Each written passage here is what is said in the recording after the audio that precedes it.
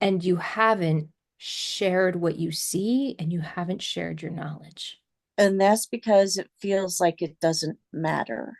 to you or to us or to society. Society. Because all the stuff that's going on now, I knew 6 years ago that this is how it was going to go down.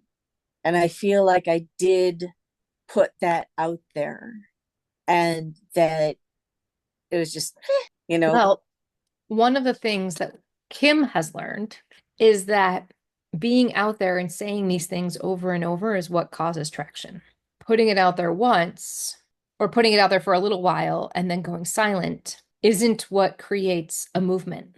And I think there is a part of you that feels that you are broken because your back is broken, and you are not broken. You, as a soul, are beautiful and perfect. What you are seeing, the world needs. And I know that there's fear, and I know that there is like, I'm going to be going against what everybody says. What are people going to think of me? And the what ifs are big. We get that more than you know. Holding it in and not letting it out. There's a couple of things in there. There is a man in my past by a man named Bruce Latcha, and he said that when you get an intuitive word, it's like a tissue box. You pull the tissue out, and there's another tissue underneath. And then when you pull that out, you get another tissue. But if you're holding two tissues in your hand, you can get a whole handful of tissues. But until you actually give those to the people that they're supposed to get, you're not going to get another tissue.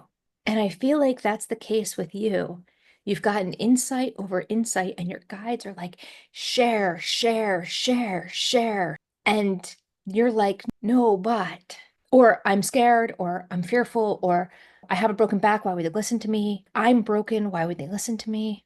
I feel like they're saying yes to you over and over and over. And they're like, look at this thing over here and how it relates to this thing over here. And look at how your brain put that together because you're so scientifically and mathematically minded that you are able to look at events that seem disseparate and put them together as combined.